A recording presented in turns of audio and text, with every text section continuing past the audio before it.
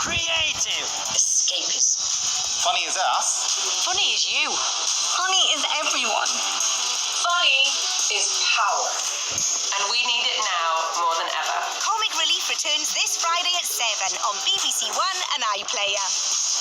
Funny is Richard Curtis films. Is that right, Richard? This is BBC One in the East. Now the BBC News with Hugh Edwards and Janine Machin at 10 o'clock. Tonight at 10, we mark a decade of conflict in Syria, with harrowing testimony of lives torn apart. We revisit Aleppo, where a school was bombed by a fighter jet, and those affected are still suffering. The United Nations estimates 250,000 Syrians have lost their lives in the war. The true number could be much higher.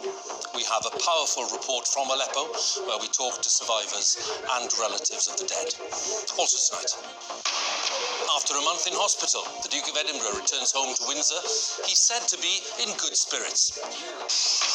Plans to reshape the UK's defence and foreign policy unveiled today by the Prime Minister, including the prospect of more nuclear weapons. From tomorrow, all Uber drivers in the UK will be classed as workers, not self-employed, with big implications for the wider economy. And from woodwind to woodwork, how thousands of performers have changed roles since the theatres closed a year ago today. Here in the East, reassuring the region why GPs here say there is no reason to refuse the AstraZeneca jab. And 3 months on and still struggling, the Olympian who can't compete due to COVID.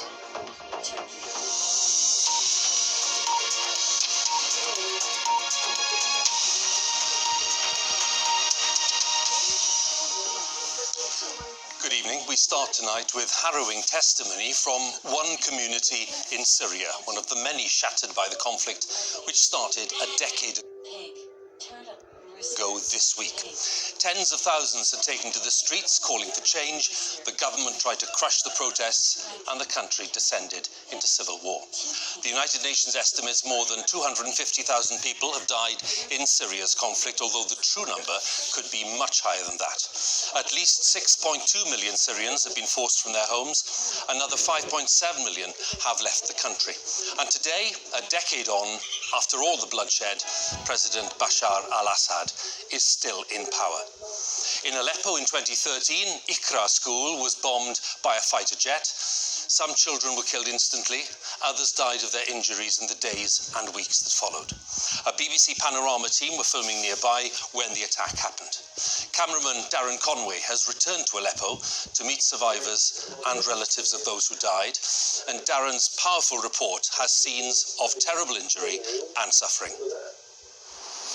Anniversaries are all about memories, but for Omar, they're full of pain.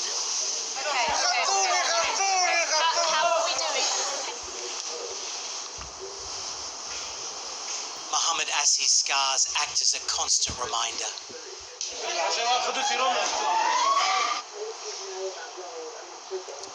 And Siham Kambari will always be remembered by her father.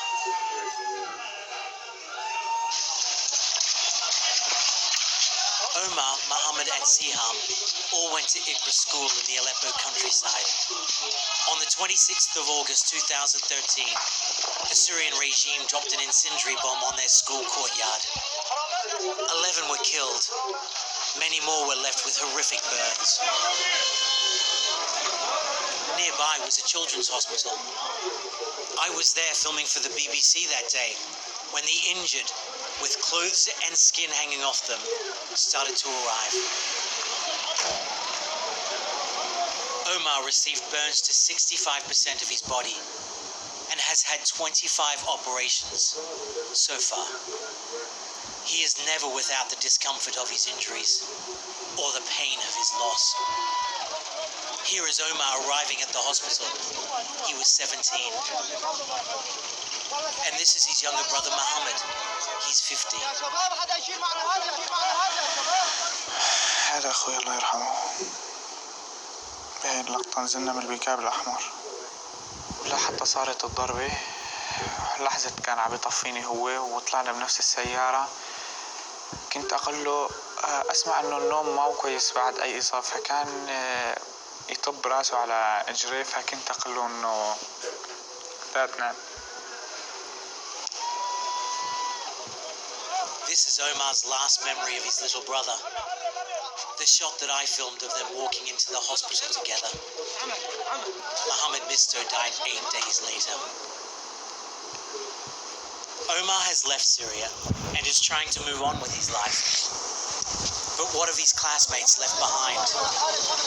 This is Mohammed Asi. هذا أنا أول ما وصلت He suffered 85% burns. نزلت ما نعرفها نشوف فيني.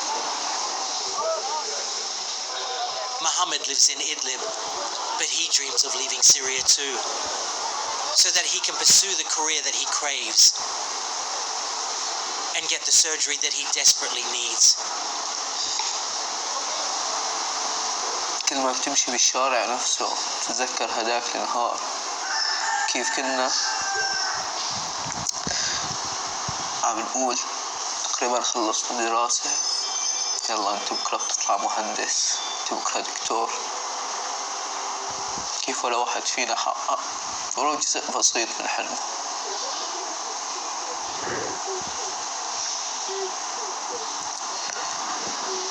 For 23-year-old Mohammed, the future is not bright. نظام ما بده يكون في البلد فيه تعليم، ما بده صوتك يوصل. النظام اللي أول ما ضرب المدارس، أماني كتير بالشباب، وقف مستقبل كتير. In a decade of conflict, almost 25,000 children have been killed and thousands of schools destroyed. The Syrian regime denies targeting civilians.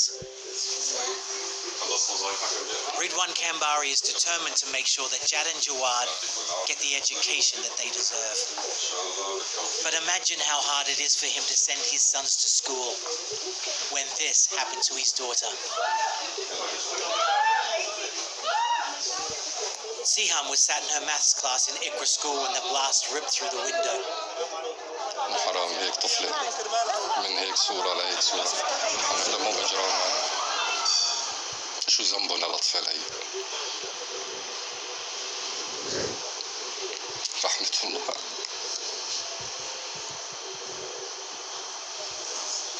Siham's injuries were so severe that she was rushed to hospital in Turkey.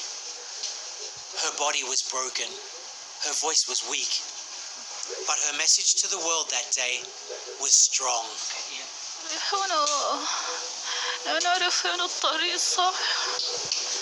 Siham died 1 month after begging the world to stop the suffering in Syria.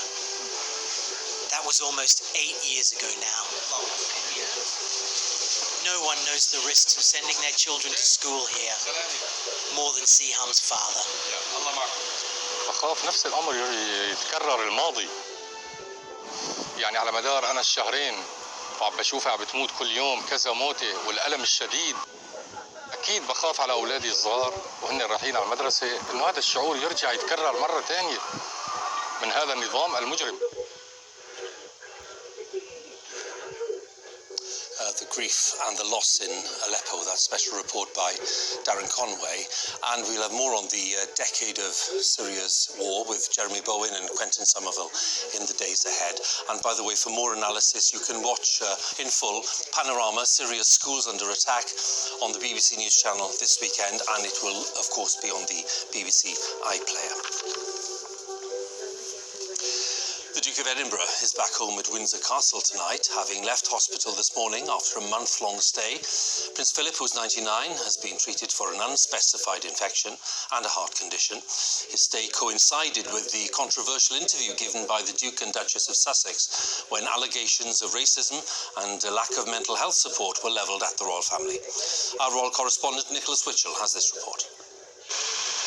Shielded by a screen, a patient, evidently in a wheelchair, was brought out from the King Edward VII Hospital to a waiting vehicle. Moments later, the vehicle left with the Duke of Edinburgh safely aboard. As the car drove away, photographers caught sight of him sitting in the rear of the vehicle.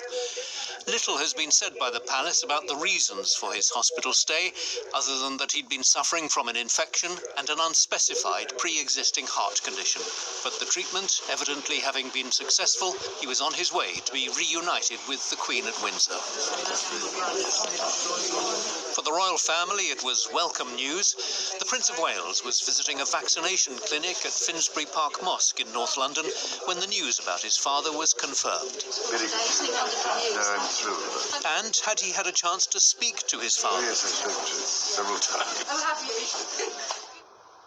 The Queen has continued with her official programme throughout her husband's stay in hospital, marking Commonwealth Day among other things, as well, of course, as coping with the fallout from the US television interview given by the Sussexes. Gail, you spoke with the couple over the weekend. Let's break some news. What'd they say? On that, the aftermath of the Sussex interview, one of Meghan's friends, a US breakfast TV presenter, has been sharing with her viewers what the couple told her at the weekend. I did actually call them to see how they were feeling, and it's true. Harry has talked to his brother, and he has talked to his father, too. The word I was given was that those conversations were not productive, but they are glad that they have at least started a conversation.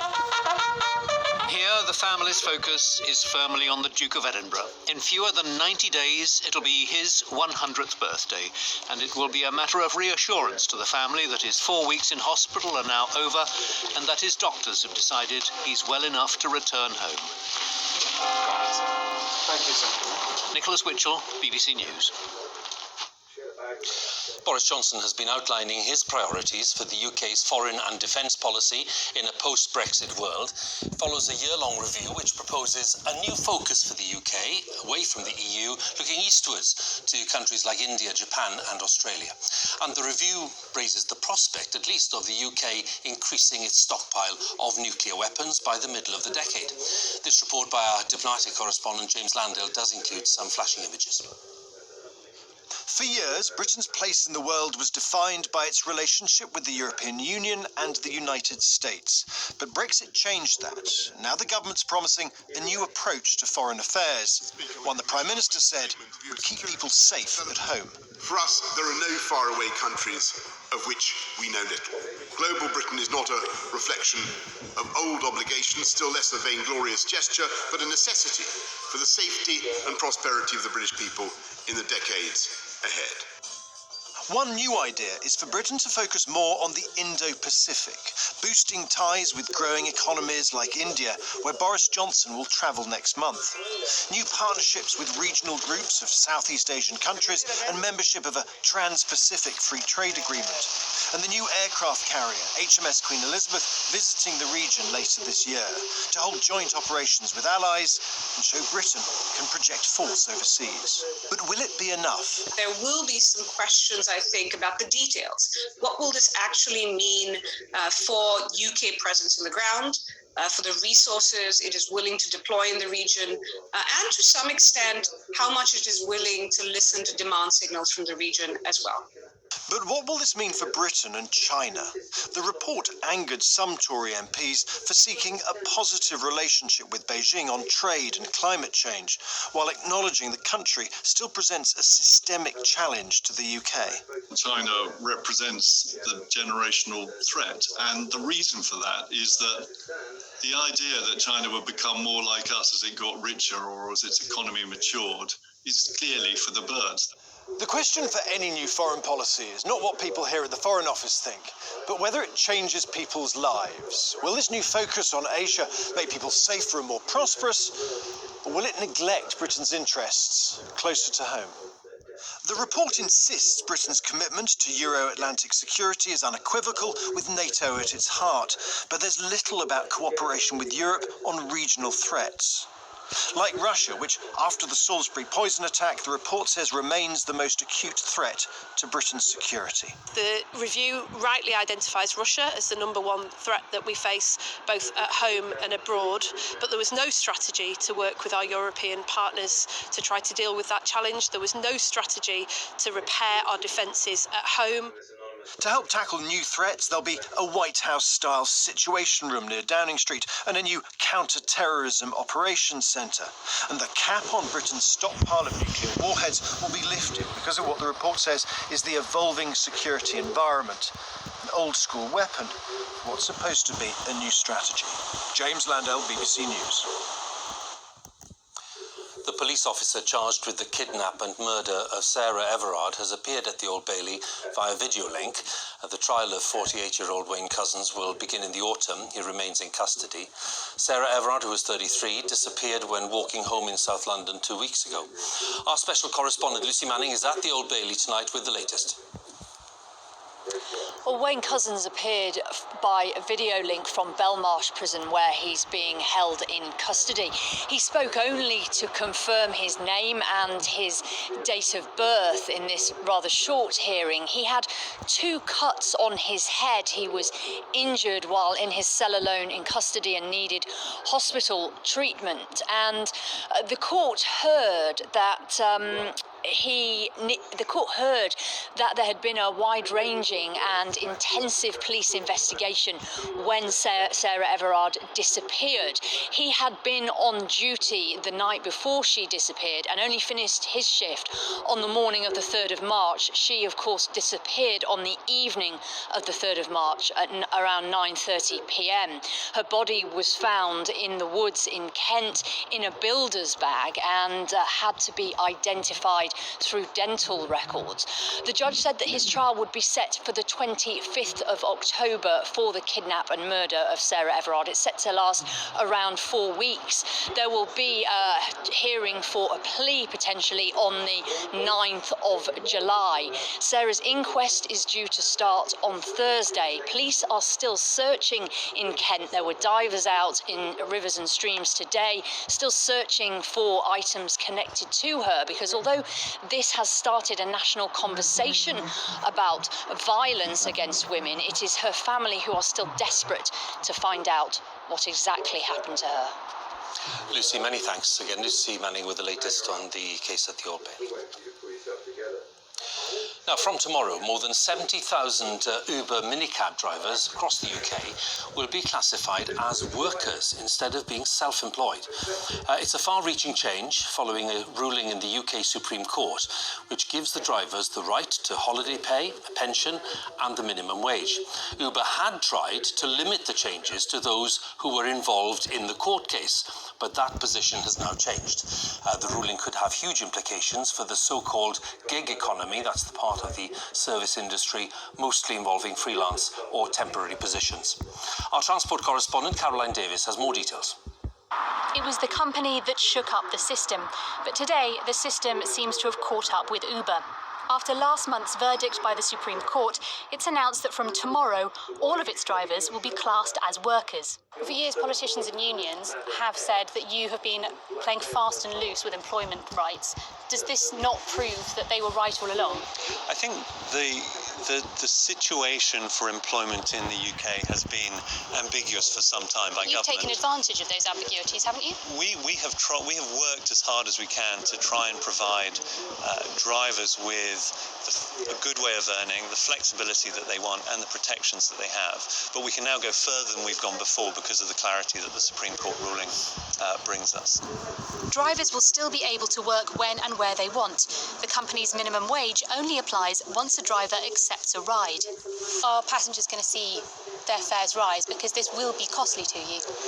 So we're not expecting to raise prices at the current time. We absolutely want to remain price competitive. So is this going to come out of the driver's income instead? Where's that money going to come from?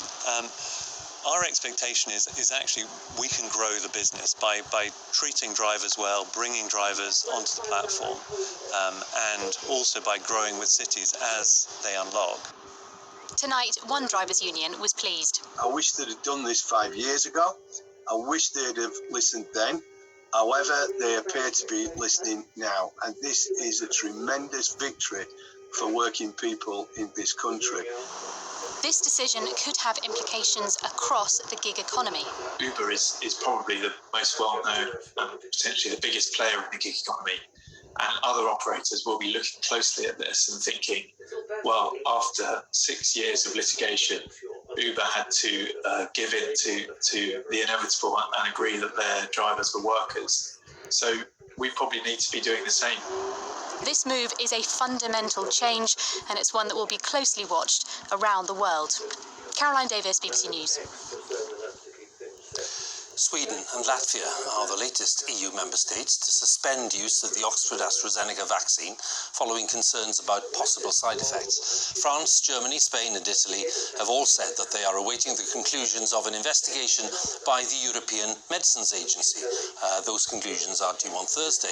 But the agency has already said today that there is no indication that the AstraZeneca vaccine causes side effects such as blood clots. Our medical editor Fergus Walsh has the story. This vaccine saves lives, of that there is no doubt. And yet in the midst of a pandemic, with thousands dying every day in Europe from COVID, Germany, France, Italy, more than a dozen EU countries have temporarily suspended using the Oxford AstraZeneca jab. Why? The concern is blood clots. AstraZeneca says there have been 37 incidents of blood clots in the UK and EU, but that is following 17 million jabs. In Germany, 7 rare clots in the brain and 3 deaths have been recorded. The European Medicines Agency is investigating each case, but says the overall rate of clots is no higher than you'd expect in the general population. At present, there is no indication that vaccination has caused these conditions. They have not come up in the clinical trials and they're not listed as known or expected side events with this vaccine. Germany's health ministry said it wouldn't be responsible to keep using the AstraZeneca vaccine without a re-evaluation. But the EU safety regulator says the suspension is unnecessary. We are still firmly convinced that the benefits of the AstraZeneca vaccine in preventing COVID-19 with its associated risk of hospitalization and death outweigh the risk of these side effects. Take-up of COVID vaccines here is among the highest in the world, and scientists hope public confidence will not be undermined.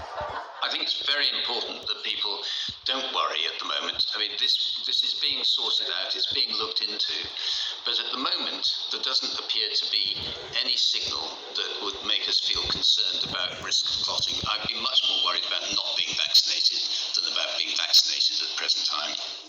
The European Medicines Agency will publish its safety review on Thursday. If it gives the AstraZeneca jab the all clear, France has said it will start reusing it immediately. But the fear is the pause may increase vaccine hesitancy, and that alone could cost lives. Fergus Walsh, BBC News. Time to have a look at the latest official figures on coronavirus.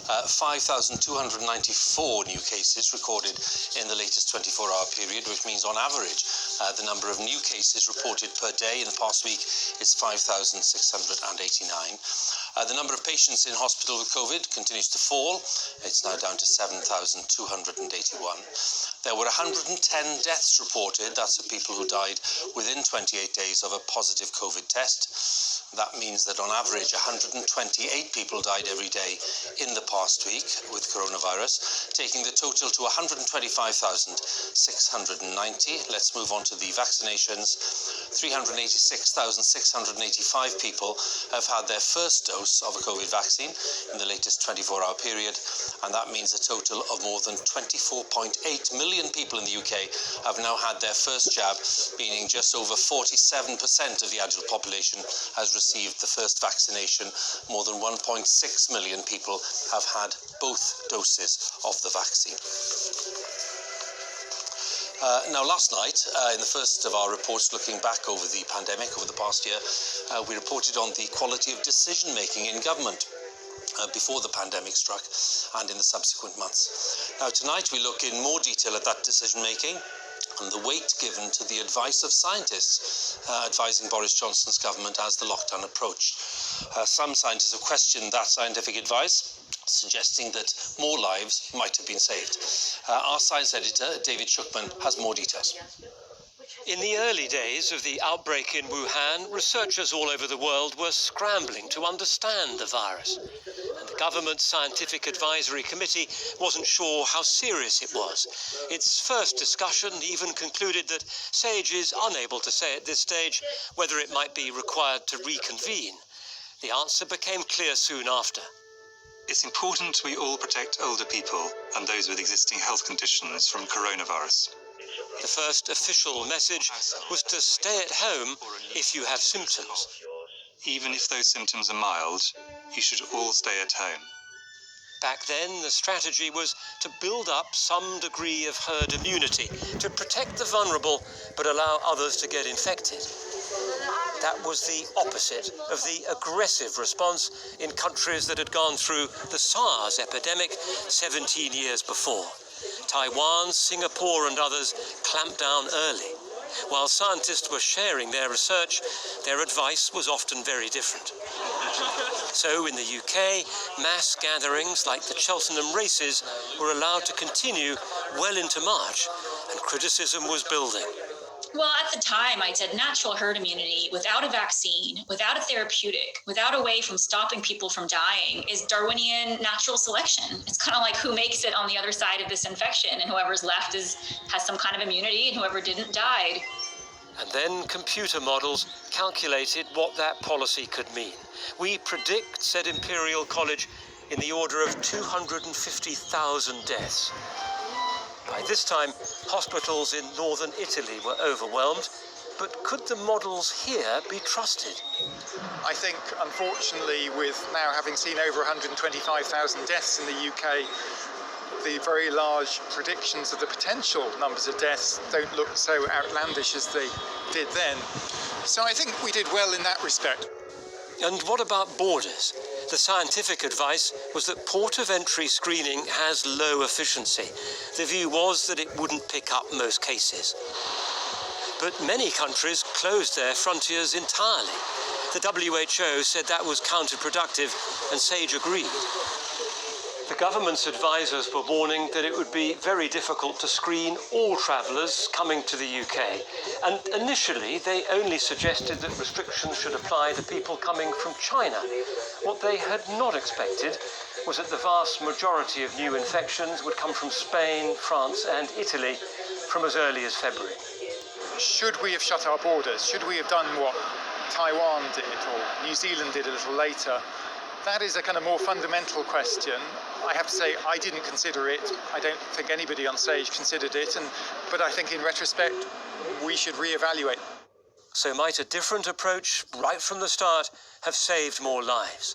It's a question that's easy to ask with the benefit of hindsight, but the answer is still relevant now as the crisis continues. David Shukman, BBC News.